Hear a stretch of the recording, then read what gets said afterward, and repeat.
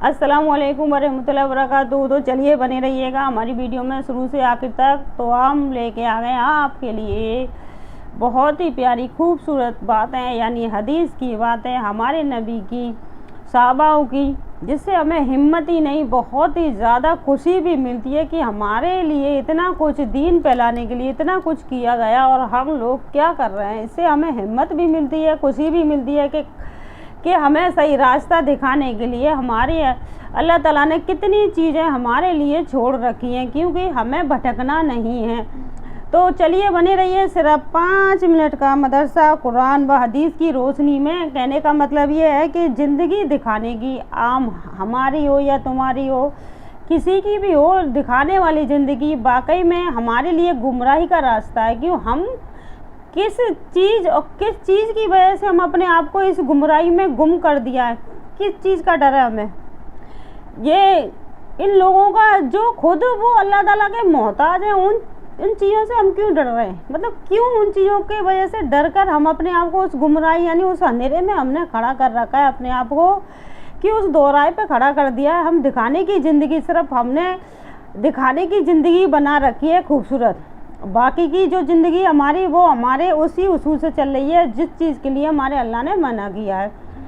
लोग बागों के घर में नमाज़ें, दीन की बातें, सारी बातें हो रही हैं, जैसे हमारे घर में हो रही हैं, सबके में हो रही है, लेकिन लोग बागों को इतना खौफ नहीं है जितना होना चाहिए कि नमाज़ पढ़ के मेहनत करता है, 5 वक्त की नमाज़ पढ़ रहा है, मेहनत कर रहा है। किसके लिए कर रहा है? अपने लिए या दुनिया के लिए? किसके लिए कर रहा है मेहनत? खुद अपने आप को टटोलें एक बार, हम किसके लिए सारी मेहनत कर रहे हैं। अगर हम लोगों के लिए कर रहे हैं तो करते रहिए, क्यों हमारी बातें आपके पल्ले पड़ने वाली नहीं है, क्योंकि आप सिर्फ गुमराही में जी रहे हो, गुमराही में ही जीते रहोगे। एक दिन गुमराही में ही अल्लाह ताला के पास तो क्या जाओगे, वो चीज़ों से टकराओगे जिस चीज़ों से आप टकरा नहीं सकते। दुनिया की तुम्हें एक छोटी सी तकलीफ़ इतनी बड़ी लग रही है, उसके लिए झूठ फरेब पता नहीं क्या क्या अपनी ज़िंदगी में शामिल कर लिया है। क्यों आप लोगों से इतना डर गए, उन लोगों से इतना डर गए हो कि झूठ तो आपकी ज़िंदगी में इतना आ गया। 4 जने खड़े हो गए, एक जना खड़ा हो गया, उसकी बुराई, इसकी बुराई, इसकी बुराई, जबकि इस चीज़ का अल्लाह ताला ने साफ साफ कहा है बुराई। कितना हजूर सल्लल्लाहु अलैहि वसल्लम ने बार बार कहा है बुराई, गीबत। ये जो हजूर सल्लल्लाहु अलैहि वसल्लम जब पैदा हुए थे वो चीज़ें आम हो रही थी, तो अल्लाह ताला ने क्यों भेजा था रसूल सल्लल्लाहु अलैहि वसल्लम को कि बुराई को, ये गीबत को, ये जो बुरे काम हो रहे हैं, चोरी, शराब, जुए, ये सारे बुरे काम हो रहे हैं, तो नबी सल्लल्लाहु अलैहि वसल्लम को इसलिए अल्लाह ताला ने भेजा था कि वो सारी चीज़ें ख़त्म कर दें। अब वो चीज़ें सारी ख़त्म हो गई, फिर से वही चीज़ें आ गई। क्यों आ गई? क्योंकि हम दीन की बातें कभी करते नहीं हैं घरों में। सिर्फ मस्जिद से नमाज़ पढ़ कर आए और खाया पिया, मस्त आए और चलो भैया। वही हम मस्जिद में नमाज़ पढ़ के आए थे, वहीं हमने सुना था, वहीं छोड़ दिया। कम से कम जो चीज़ हम वहाँ से मालूमात करके आ रहे हैं उस चीज़ को अपने घर में सुनाइए, करिए उससे। और सुनाने से कुछ नहीं होगा, सुनाओ वह खूबी थे, लेकिन सुनाने से कुछ नहीं होगा जब तक तुम खुद उस चीज़ पर लागू नहीं कर लोगे, खुद अपने आप को नहीं सुधारोगे। तो आपके बच्चे आपको यही देखेंगे कि हमारे बड़े तो ऐसा कर रहे हैं कि नमाज़ पढ़कर भी झूठ बोल रहे हैं और ये हमें दीन की बात सुना रहे हैं, खुद ये गलत काम कर रहे हैं। तो ऐसा मत कीजिए, क्योंकि आप एक शिक्षक बनिए, अच्छे इंसान बनिए, ताकि आप एक मिसाल हो बड़े का मतलब क्या होता है? बच्चों के लिए एक मिसाल होती है। और बड़े ही जब इस गुमराही में मुब्तला हैं तो बच्चे कैसे उस चीज़ से हट जाएंगे। आंखों के सामने बच्चे हमारे सारी चीज़ें कर रहे हैं, लेकिन हम उन्हें रोक नहीं पा रहे हैं। क्यों नहीं रोक पा रहे? क्योंकि हम गलत हैं। अगर हम सही होंगे तो बच्चों को रोक पाएंगे। क्यों? हम सही हैं, हम बिल्कुल सही हैं, इसलिए बच्चों को रोक पाएंगे। जब हम खुद ही गलत हैं, हमने कितने सारे गुनाह किए हैं, हमें पता है हम आज भी क्या कर रहे हैं, सिर्फ अल्लाह का नाम ले रहे हैं दिखाने के लिए। तो अल्लाह का नाम बिल्कुल मत लीजिए दिखाने के लिए, क्योंकि आप जब मेहनत कर रहे हो तो उस चीज़ पे मेहनत अच्छे तरीक़े से कीजिए ताकि आपको रिजल्ट मिले उस चीज़ का। जैसे कि आप अगर पेपर यानी स्कूल जाता है बच्चा, तैयारी करता है, लेकिन कैसे? सिर्फ बैग टांगता है अपने पीछे माँ बाप के डर की वजह से।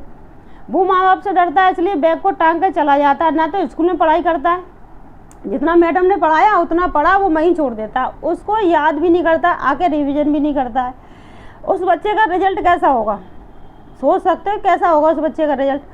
तो उसी तरह हमारा भी रिजल्ट यही है। हम जा तो रहे, नमाज तो पढ़ रहे हैं, लेकिन हम अपने ऊपर मेहनत नहीं कर रहे हैं। जब तक हम मेहनत नहीं करेंगे अल्लाह ताला के करीब कैसे होंगे? कैसे भी नहीं होंगे, कि हमारा समझाने का तरीका अलग, इसलिए ताकि आपके दिमाग में वो चीज़ें अच्छी तरीक़ा से घुस जाए जो दीन की बात है। एक ही मकसद है हमारा, जो भटके हुए हैं वो आ जाएं वापस, ताकि अपनी आखिरत को संभाल लें जीते जी। मरने के बाद आपके साथ कुछ भी नहीं है। क्यों? जिसके लिए आप बुरा काम कर रहे हैं वो भी आपके साथ नहीं रहेगा, जिसके संग मिलकर कर रहे हैं वो भी आपके साथ नहीं रहेगा। किसके लिए कर रहे हो भाई? अपने लिए। खुद पे तरस खाओ, रहम खाओ, दीन के रास्ते चले तो अच्छे सच्चाई के साथ चलो, दिखावे की ज़िंदगी को ख़त्म करो। चलिए चलते हैं, आज के लिए इतना ही काफ़ी आपके लिए। आप काफ़ी बहुत समझदार हो, इतनी बातों में तो आपको समझ में आ गया होगा। ज़िंदगी को ज़िंदगी की तरह जीना जाए, ज़िंदगी को दिखावे की नहीं। देखो, हम जब आईने के सामने खड़े रहते हैं तो हमारा चेहरा कैसा दिखाई देता है और हकीकत में हमारा चेहरा कैसा है। तो दो ज़िंदगी आईना है, आईना है। तो हमें अपनी ज़िंदगी को आईने की तरह अपने आप को देखना है कि भाई हमारा चेहरा कैसा दिखाई दे रहा है आईने में। जैसे हमें वैसे ही दिखाई दे रहा है कि कुछ और अलग दिखाई दे रहा है। तो टटोलिए अपने आप को। चलिए बने रहिएगा। चलिए शुरू करते हैं। इस्लामी तारीख मेराज। तो एक गुनाह के बारे में कुरान सुनने से रोकना, यानी कुरान सुनने से रोकना।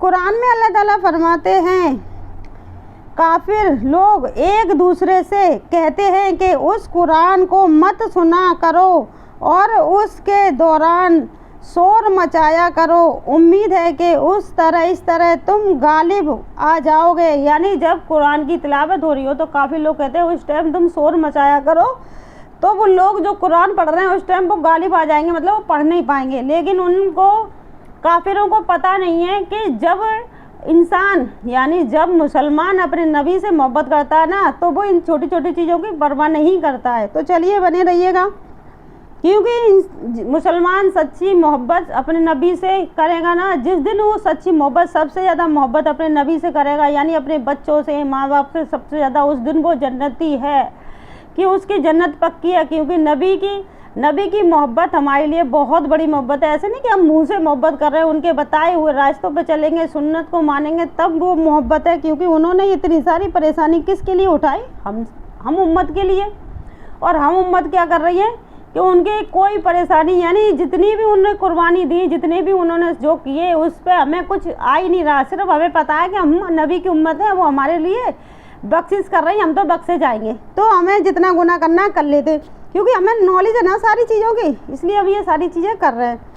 तो चलिए चलते जाएंगे। इन काफिरों को हम सख्त अजाब का मज़रा चकाएंगे, यानी इन काफिरों को सख्त अजाब का मज़ा चकाएंगे और यकीन हम उन पर उन बुरे अमाल का बदला देंगे जो वो क्या करते थे, यानी जो वो किया करते थे। यानी शैतान, यानी काफ़ी लोग ये जानते हैं कि हम जो भी कर रहे हैं छुप कर रहे हैं, कोई हमें देख नहीं पा रहा, लेकिन उन्हें पता ही नहीं कि खुदा उन्हें देख रहा है। खुदा इतनी ताकत रखता है कि इंसान की सोचने से पहले भी उन्हें, अल्लाह ताला को पता चल जाता है इंसान क्या सोच रहा है। लेकिन अल्लाह ताला ने छूट दे रखी है, जा इंसान तुझ पर जो करा जाए कर। तो चलिए, जिस दिन अल्लाह ताला का माजरा होगा आपके ऊपर, तो अल्लाह ना करे किसी के ऊपर अल्लाह ताला का इम्तिहान आए, अल्लाह ताला उन्हें अपनी सज़ा का वो बनाए। क्योंकि अल्लाह ताला की सज़ा बहुत बुरी है।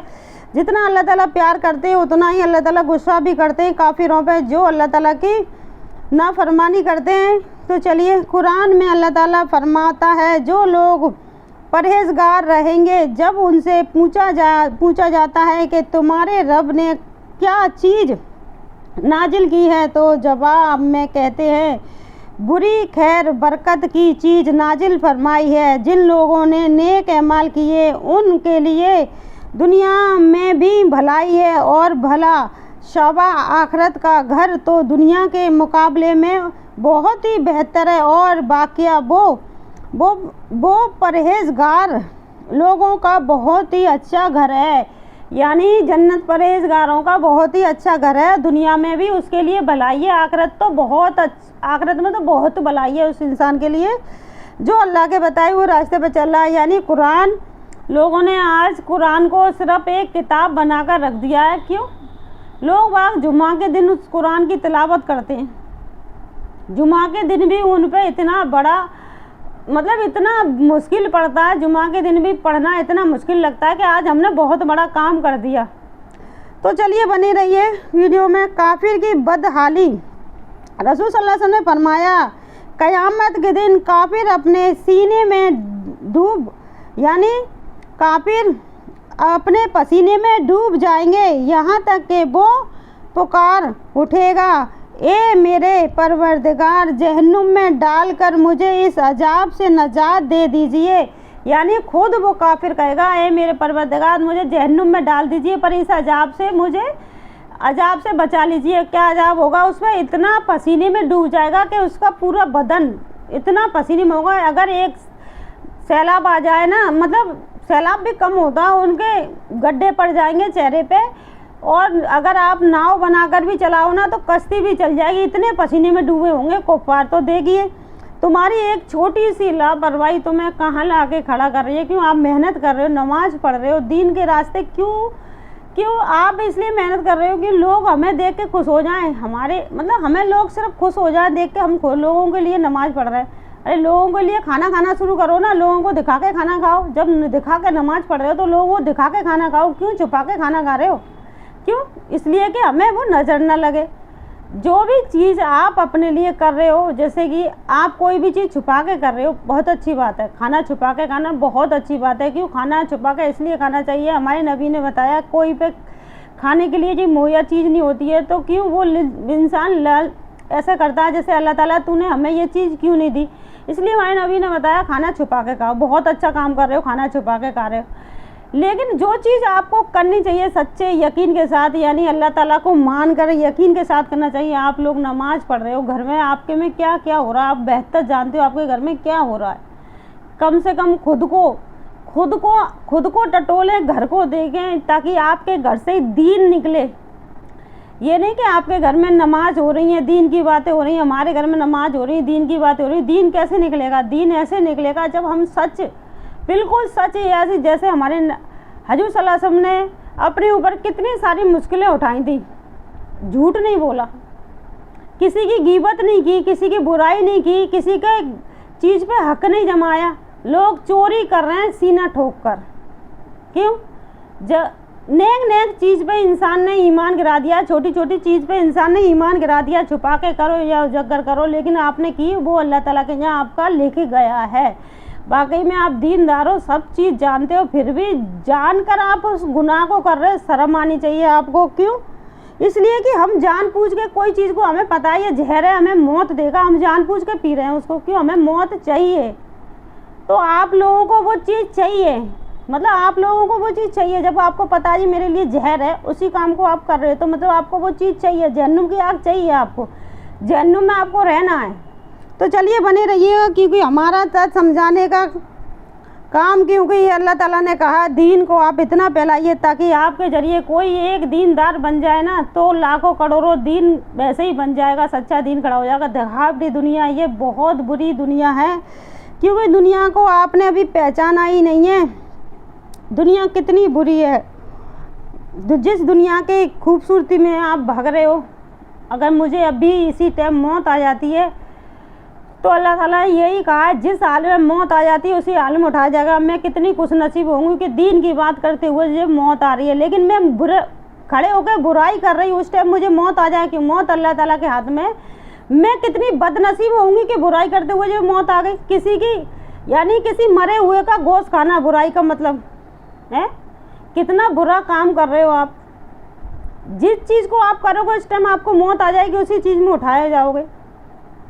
तो चलिए, मेरा कहने का मतलब ये है कि आप समझदार होकर भी ये चीज़ें कर रहे हो, वाकई में अपने ऊपर बहुत बुरा जुल्म कर रहे हो। अपने ऊपर इतना जुल्म कर रहे हो, इतना जुल्म कर रहे हो कि कोई तुम्हें कोई क्या मारेगा, तुम खुद अपने हाथों से उस मौत के कुएं में जा रहे हो। कोई तुम्हें क्या मारेगा, तुम खुद पहले से मरे हुए अल्लाह ताला के उस चीज़ में मुब्तला हो। अल्लाह ताला से डरने की बजाय तुम अल्लाह ताला से उस चीज़, मतलब जिस चीज़ के लिए आपको मना किया, नमाज सिर्फ अल्लाह के लिए पढ़ी जाएगी, अल्लाह के लिए पढ़ी जाएगी नमाज। हम क्यों सिर्फ अल्लाह के लिए 5 वक्त की नमाज पढ़ रहे हैं? अल्लाह ताला हमें वो चीज़, हमें अल्लाह ताला वैसा बना जैसे तुम आप पसंद करते हो, उन दीनदारों में शामिल करो कि जिसे आप पसंद करते हो। दुनिया हमारे लिए जब तक अल्लाह ताला ज़िंदा रखना इस दुनिया में हमारे लिए बेहतर ही हो। अल्लाह ताला जब हमारी मौत में बेहतर ही हो उस दिन हमें मौत अता करना।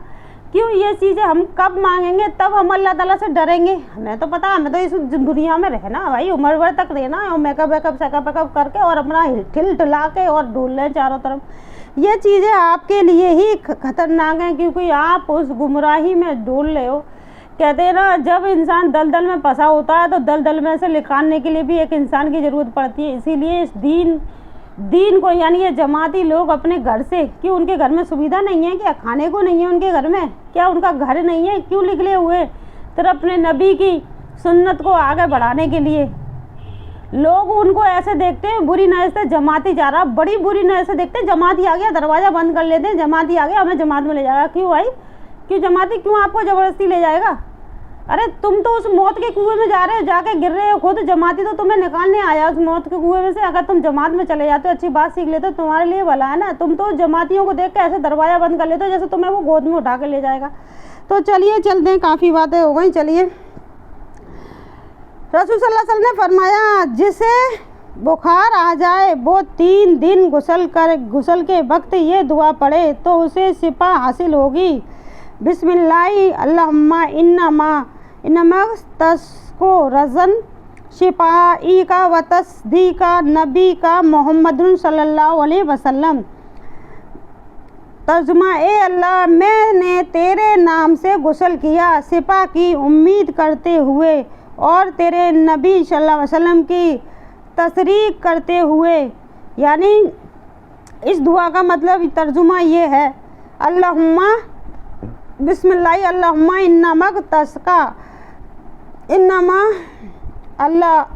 बिस्मिल्लाहि अल्लाहुम्मा इन्नमा गुस्लतु, यानी गुस्ल का है, गुस्लतु रज़ा आज सिपाही का व तस्दी का नबी का मोहम्मदुन सल्लल्लाहु अलैहि वसल्लम। तो रसूल सल्लल्लाहु अलैहि वसल्लम फरमाया, रहमान अल्लाह की इबादत करो, यानी रहमान अल्लाह की इबादत करो। रहमान कौन है? अल्लाह ताला। इबादत करो अल्लाह की, खाना खिलाया करो और सलाम को आम करो, यानी हर मुसलमान को सलाम करो, ख्वाह उससे जान पहचान हो या ना हो, तुम जन्नत में सलामती के साथ दाखिल हो जाओगे। तो चलिए आगे चलते हैं। इस्लामी तारीख, हज के मौसम में इस्लाम की दावत देना, यानी हज के मौसम जब हज का आता है, बकरीद ईद से, मीठी ईद के बाद फॉर्म तो अभी से भरना शुरू हो गया हज का। तो चलिए चलते हैं। जब रसूलुल्लाह सल्लल्लाहु अलैहि वसल्लम ने देखा कि कुफ़ार कुरैश इस्लाम कबूल करने के बजाय बराबर दुश्मनी पर तले हुए हैं, यानी तुले हुए हैं, तो हजूर सल्लल्लाहु अलैहि वसल्लम हज के मौसम के इंतज़ार में रहने लगे। और जब हज का मौसम आ जाता और लोग मुख्तलिफ इलाकों से मक्का आते, तो ऐसे मौका पर रसूल सल्लल्लाहु अलैहि वसल्लम बर्दाश्त खुद उन लोगों को पास तशरीफ़ ले जाते। यानी कितनी मुश्किल से हजूर सल्लल्लाहु अलैहि वसल्लम ने दीन को फैलाया, और हम क्या कर रहे हैं, उसी दीन को हमारे लिए रसूल सल्लल्लाहु अलैहि वसल्लम जितनी चीज़ हमारे लिए मुहैया की थी, मतलब हमें जो चीज़ें जन्नत की सारी चीज़ें हमें मिलें, इसलिए सारी मेहनत की थी। लेकिन हम लोग क्या कर रहे हैं कि हम उसी अंधेरे में जहाँ लोग फंसे हुए थे वहीं आकर हम रुक गए। तो चलिए, दुनिया वहीं की वहीं रुक चुकी है। तो चलिए आगे चलते हैं। खुद उन लोगों के पास तशरीफ़ ले जाते और लोगों को एक अल्लाह की इबादत करने का, बुत परस्ती से तौबा करने और हराम कामों से बचने की दावत देते। कुफ़ार कुरैश तमाम लोगों के दिलों में हजूर सल्लल्लाहु अलैहि वसल्लम और आपकी दावत के मुतालिक नफ़रत डालने की खूब कोशिश करते थे। खुद आप चचा अबू लहब को आपके भतीजे, यानी आपके पीछे पीछे ये कहता फिरता था कि ए लोगों, ये शख्स तुमको बुतों की पूजा हटाकर एक नए दीन की तरफ बुलाता है, तुम हरगिज़ उसकी बात ना मानना। मगर रसूल सल्लल्लाहु अलैहि वसल्लम तमाम मुसीबतों और उनकी मुखालिफों को बर्दाश्त करते हुए इस्लाम को दावत लोगों तक पहुंचाते रहे और दीन हक की सच्चाई और शिरक और बुत परस्ती की खराबी को वाज़ा करते रहे। बाज लोग तो तर्मगी से जवाब देते, लेकिन बाज लोग बुरी यानी बाज लोग तो तमीज़ी से जवाब देते, बाज लोग तो बुरी यानी बड़ी सख्ती से पेश आते और गाता खाना पाते। कहते थे कि इसी हज के मौसम में एक मर्तबा किबला उस व खज़र के कुछ लोग मदीने से आए हुए थे, जिनके पास तशरीफ़ ले जाकर आप सल्लल्लाहु अलैहि वसल्लम ने इस्लाम की दावत दी। इन लोगों ने इस्लाम कबूल कर लिया और आपकी मदद का वादा किया, यानी आपकी मदद का वादा किया और इस्लाम कबूल कर लिया। क्यों? वो इंतज़ार करते थे हज़रत सल्लल्लाहु अलैहि वसल्लम, क्योंकि इतनी सारी गुनाह मतलब इतना सारे बढ़ गया था कि उनके खिलाफ जैसे साजिश रची गई थी कि इनको यहाँ मक्का में ना आया जाए। तो वो सिर्फ हज जब चलती थी, हज के मौसम में इंतज़ार करते थे जब हज का मौसम आ जाएगा तब मैं अपने दीन को फैलाऊँगा वहाँ। जिन लोग कोई तो उनकी बात सुनता था, कोई नहीं सुनता था। बहुत से लोग उनकी बातों पे दीन ले आए, तो किसी ने वादा किया था कि हम तुम्हारी मदद करेंगे। तो चलिए चलते हैं। जैसे आज के ज़माने में बहुत से लोग इतने अच्छे हैं, बहुत ज़्यादा अच्छे हैं, बहुत से और बहुत लोग इतने बुरे हैं उनका अगर आपको उनका सच्चाई आपको पता चल जाए कि आपके मुंह पे इतनी मीठा बोलते हैं और पीठ पीछे आपके क्या करते हैं कुछ पता नहीं। तो चलिए चलते हैं। इनसे कहते हैं बुरा, दोगलापन, यानी दो मुँह सांप बोला जाता है हदीस के हिसाब से। तो चलिए चलते हैं। शबर मैया मसीद यानी मुल्क उर्दन में छूना यानी छूना सा एक समंदर है जिसको शहर मैयत यानी शहर मैयत कहते हैं। अल्लाह ताला ने कौम लूत की बस्तियों को पलट कर एक गहरे समुंदर में तब्दील कर दिया, जिसके पानी की सतह आम समुद्रों के मुकाबले तेज 100 फुट गहरी है, यानी तेज 100 फुट गहरी है। इसकी बड़ी खूबसूरती ये है कि ना कोई जानदार उसमें जिंदा रहता है और ना ही कोई डूबता है, जबकि दूसरे समुद्रों में जानदार चीज़ें भी हैं और जानदार बेजान चीज़ें उसमें गिरकर डूब भी जाती हैं, यानी जो बेजान चीज़ें डूबकर गिर भी जाती यानी डूब भी जाती है, ख़त्म भी हो जाती है, इसमें कोई डूबता नहीं है। तो मुल्क उर्दन में छोटा सा एक समुंदर है जिसको शहर मियत यानी शहर मीत कहते हैं। अल्लाह ताला ने कौम लूत की बस्तियों को पलटकर एक गहरी समुंदर में तब्दील कर दिया था, यानी कौम लूत की बस्ती को पलटकर एक गहरे समुंदर में तब्दील कर दिया था। तो इसकी गहराई समुंदर के मुकाबले 1300 फीट गहरी है, यानी 1300 फीट गहरी है। इसकी बड़ी खूबसूरती ये है कि ना कोई जानदार उसमें जिंदा रहता है, यानी ना तो कोई जानदार उसमें जिंदा रहता है ना कोई डूबता है। तो चलिए चलते हैं। नमाज में इमाम की पैरों यानी नमाज में इमाम के पैरवी करना, नमाज में यानी इमाम जो होता है उसकी इज्जत करना, उसकी पैरवी करना। तो चलिए हज़रत अबू हुरैरा रज़ा फरमाते हैं कि रसूल सल्लल्लाहु अलैहि वसल्लम ने हमें सिखाते थे कि नमाज में इमाम से पहले रुकन अदा न किया करो, यानी उनकी इज्जत किया करो। जब इमाम रुकू के लिए जाए तो आप बाद में जाया करो।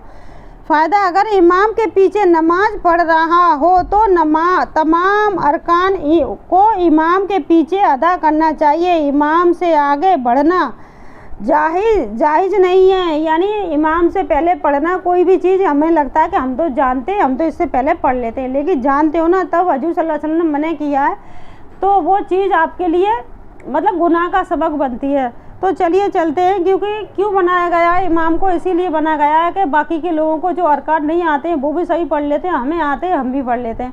तो सिर्फ हमें नमाज इमाम के पीछे जैसे ही वो करते हैं उसके बाद ही करना। तो चलिए चलते हैं।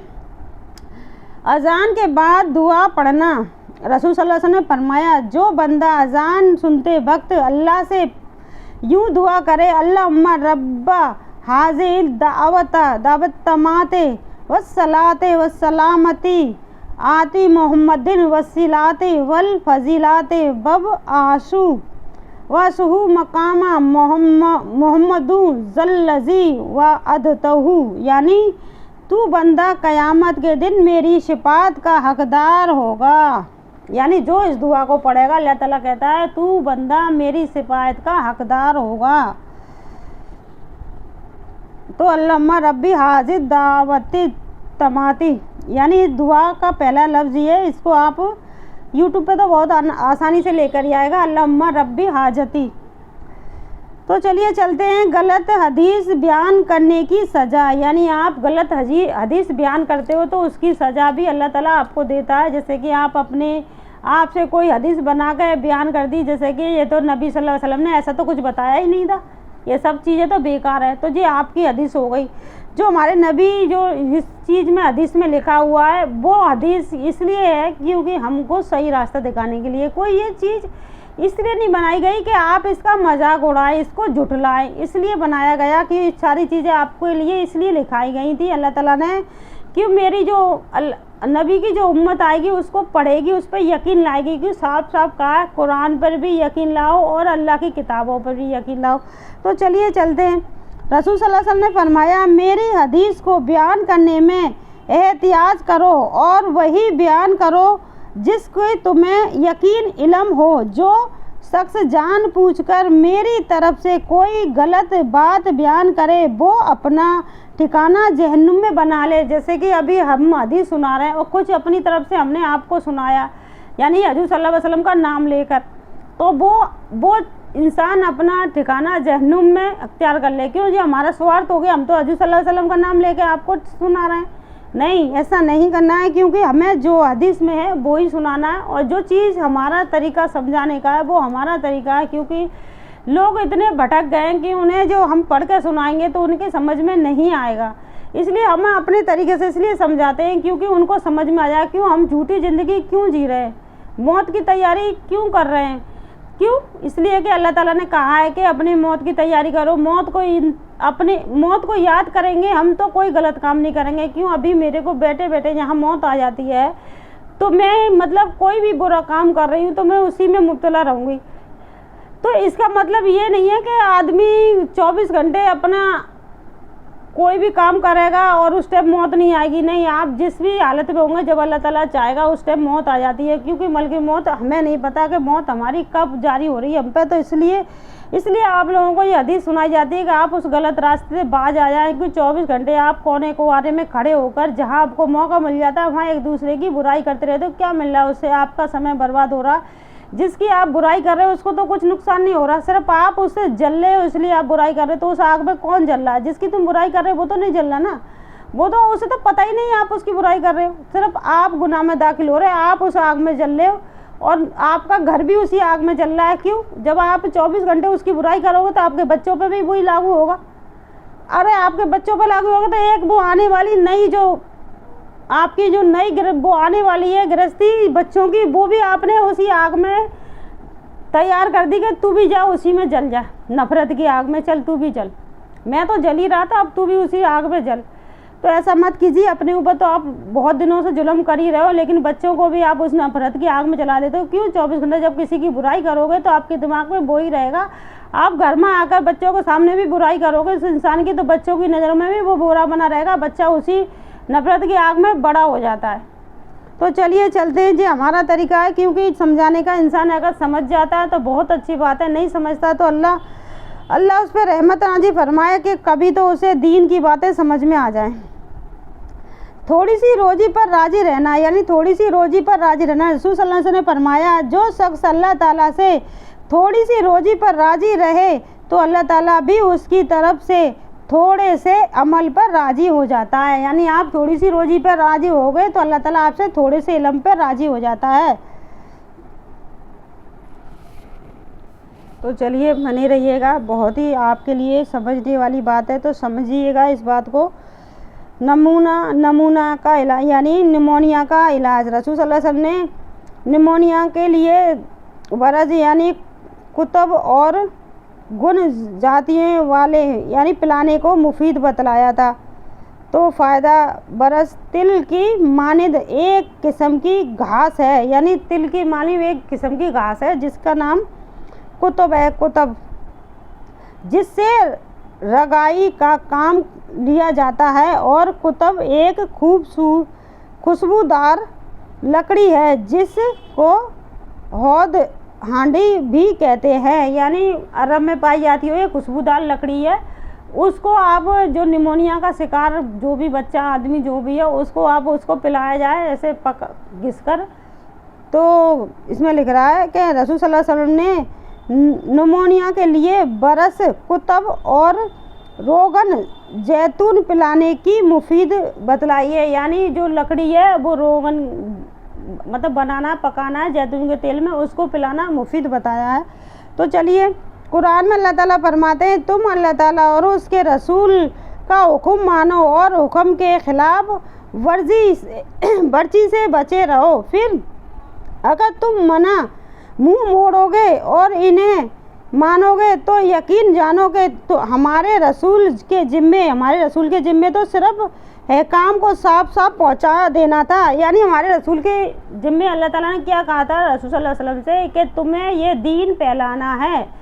पहले उन्होंने छुप के दीन फैलाया था शुरू में, फिर अल्लाह ताला की वही उतरी, अल्लाह ताला ने फिर हुक्म किया अब तुम्हें खुल्लम खुल्ला दीन पहुंचाना है, यानी खुलकर किसी से बिना डरे दीन को फैलाना है। तो हमारे रसूल सल्लल्लाहु अलैहि वसल्लम के जिम्मे सिर्फ दीन का फैलाना था। आप मानते हो तो जन्नती हो, नहीं मानते तो आप अपना अंजाम खुद भुगतोगे, तो जी हजूर के जिम्मे नहीं है। तो इसमें साफ साफ लिखा हुआ है तो यकीन जानो कि हमारे रसूल के जिम्मे तो सिर्फ अहकाम को साफ साफ पहुंचा देना है। यानी साफ साफ बता दिया था अगर तुम इस काम को करोगे तो जहन्नमी है और इस काम को करोगे तो जन्नती है। क्योंकि एक सच इंसान को उस अच्छाई की तरफ ले जाती है, क्योंकि जब इंसान सच बोलने लग जाता है ना खुद ब खुद उसके अंदर इतनी अच्छाइयाँ पैदा हो जाती है कि झूठ जो ख़त्म हो जाती है, इंसान की बुराई ख़त्म हो गई जड़। तो फिर बुराई की जब जड़ ख़त्म हो जाती है तो बुराई कहाँ से रह जाएगी, जब जड़ तक ख़त्म हो जाती है बुराई की, जब सच बोलने लग जाता है इंसान। कोई एक बार आप बोल कर देखिए सच, कितनी खुशी होती है सच बोल कर के हमने खुद ने सच बोला है। हमें किसी से क्या मतलब, लोग हमारे बारे में क्या सोचते, लोग खुद बुरे हैं तो बुराई सोचेंगे हमारे बारे में, अगर अच्छे हैं तो अच्छा सोचेंगे भाई वो अच्छा इंसान है। लोगों को पता ही नहीं है दीन क्या है, इस्लाम क्या है, लोगों को यही नहीं पता है कि हमारे मरने के बाद क्या होने वाला है, हमें कितनी सज़ा मिलने वाली। लोगों को ये पता ही नहीं है, जो बुराई गीबत में लगे हुए उन्हें कुछ पता ही नहीं है कि हमें इस बुराई से हमें क्या मिल रहा है, हमारा समय बर्बाद हो रहा है। अरे जिस टाइम तुम बुराई करो उस टाइम अल्लाह का नाम ले लो, क्या पता उसी टाइम तुम्हें मौत आ रही हो। तो कम से कम ला इलाहा इल्लल्लाह पढ़ोगे तो मुंह पे ला इलाहा इल्लल्लाह रहेगा। कितना बड़ा आपको मर्तबा मिल रहा है कि हर कोई दुआ करता है मरते समय हमें अल्लाह ताला कलमा नसीब करना। तो उस चीज़ को आप छोड़कर अच्छी चीज़ करोगे तो आपका ही फ़ायदा है, किसी और का फ़ायदा तो है नहीं। तो चलिए बने रहिए, क्योंकि जो इंसान बुराई में इतना मुब्तला हो सके अल्लाह ताला उस पर अपनी रहमत नाज़िल फरमाए ताकि वो जग जाए। वो अंधेरे में सोया हुआ है, वो कहा है इसीलिए वो अभी गुमराही में गुम है। तो चलिए चलते आगे। इस्लामी तारीख, मदीना मुनव्वरा में इस्लाम का पहुंचाना। मदीना में ज़्यादातर आबादियाँ किबला ऊस व खुरज की थी, यानी आबादियाँ इसकी की थी वह खुरज की थी। ये लोग मिस्रक यानी मशक और बुत परस्ती थे, यानी मिस्रक में बुत परस्ती थे। इनके साथ यहूदी भी रहते थे। जब कभी किबला ऊस खुरज से बहादुर यानी तो मदीना में ज़्यादातर आबादियाँ किबला उस खरज की थी। ये लोग मिस्रक और बुत परस्त थे, यानी इनकी ज़्यादातर आबादियाँ बुत परस्त में थी। इनके साथ यहूदी भी रहते थे। जब कभी कबीला उस व खरज से यहूदी का मुकाबला होता तो यहूदी कहा करते थे कि अनकरीब आखिरी नबी मायूस होने वाले हैं, यानी मायूस होने वाले, हम इनकी पैरवी करेंगे और इनके साथ होकर तुमको कौम आद और कौम इरम की तरह हलाक व बर्बाद करेंगे। जब हज का मौसम आया तो किबला खरज के तकरीबन 6 लोग मक्का आए। ये नबूवत का 11वां साल था। हजूर सल्लल्लाहु अलैहि वसल्लम इनके पास तशरीफ़ ले गए, इस्लाम की दावत दी और कुरान की आयतें पढ़कर सुनाई। इन लोगों ने आप सल्लल्लाहु अलैहि वसल्लम को देखते ही पहचान लिया और एक दूसरे को देखकर कहने लगे, खुदा की कसम ये वही नबी है जिनका तज़किरा यहूदी किया करते थे। कहीं ऐसा न हो कि इस सादत को हासिल करने में यहूदी हमसे आगे बढ़ जाएं। फिर इन्होंने इस्लाम कबूल कर लिया और हजूर सल्लल्लाहु अलैहि वसल्लम से कहा कि हमारे और यहूदी के दरमियान बराबर लड़ाई होती रहती है। अगर आप इजाज़त दें तो दीन इस्लाम का जिक्र वहाँ जाकर किया करें, तो ताकि वो लोग अगर उस दीन को कबूल कर लें तो हमेशा के लिए लड़ाई ख़त्म हो जाए और आपसी मोहब्बत पैदा हो जाए, क्योंकि उस दीन की बुनियाद ही आपसी मोहब्बत व भाईचारगी पर कायम है। हजूर सल्लल्लाहु अलैहि वसल्लम ने इन्हें इजाज़त दे दी और वो वापस होकर मदीना मुनव्वरा पहुँचे। जिस मजलिस में बैठते वहाँ आपका जिक्र करते। और इसका असर यह हुआ कि मदीना का कोई घर ऐसा न बाकी रहा जहाँ दीन न पहुँचा हो। जहाँ बैठते वो मस्जिद में, वहाँ वो दीन की बातें, यानी हजूर सल्लल्लाहु अलैहि वसल्लम की दीन लाने की जो बुत परस्ती है, ये धोखे का घर है। और जो अल्लाह, सिर्फ अल्लाह का ही, मतलब अल्लाह को ही मानना आपके लिए सच है, सिर्फ अल्लाह को ही मानना है आपको, यानी दीन इस्लाम कबूल करना। तो मदीना में हर घर दीन को कबूल कर चुका था, कोई भी घर ऐसा बाकी ना रहा जहाँ में दीन ना हो। इस तरह दीन को फैलाया गया था। 11 साल बाद 11 लोग मदीना में आए थे। तो 11 लोग जो आए थे उनके पास हजूर सल्लल्लाहु अलैहि वसल्लम पहुँचे थे। उन्होंने देख कर हजूर सल्लल्लाहु अलैहि वसल्लम को पहचान लिया था, तब जाके वो दीन इस तरह फैला था। तो चलिए आगे चलते हैं। गैर उमीर और सफुबान की साजिश की खबर देना, यानी उमीर बन ज़ाब और सफुबान बिन उम्मीद खाना काबा में बैठकर बदर के मुक़तलीन पर रोक रहे थे। तो उमीर बिन ज़ाब और ज़ुफ़ान बिन उमीर खाना काबा में बैठकर बदर के मुक़तली पर रो रहे थे, यानी मुक़तली पर रो रहे थे। तो भला आखिर उन दोनों में पोशीदा तौर पर यह साजिश करार पाई कि उमीर मदीना जाकर आप सल्लल्लाहु अलैहि वसल्लम को धोखे से कत्ल कर आए। लिहाजा अमीर उठकर घर आया और तलवार को जहर में भिजोकर मदीना को चल खड़ा हुआ और मदीना पहुंचा। तो आप सल्लल्लाहु अलैहि वसल्लम ने पूछा, अमीर यहाँ किस इरादे से आए हो? उसने कहा कि कैदी को छुड़ाने आया हूँ। आप सल्लल्लाहु अलैहि वसल्लम ने फरमाया, क्या तुम दोनों ने खाना काबा में बैठकर मेरे कत्ल की साजिश नहीं की है? अमीर ये राज की बात सुनकर सिसकने में पड़ गया और बेअख्तियार बोल उठा कि मोहम्मद, बेशक आप खुदा के पैगंबर हैं। खुदा की कसम, मेरे और सुभान के अलावा, यानी सुभान के अलावा किसी तीसरे को इस मामले की खबर न थी। फिर उमीर ने कलमा पढ़ा और आप सल्लल्लाहु अलैहि वसल्लम ने उनके कैदी को छोड़ दिया। आज के लिए बस इतनी। अस्सलामु अलैकुम वरहमतुल्लाहि वबरकातुहू।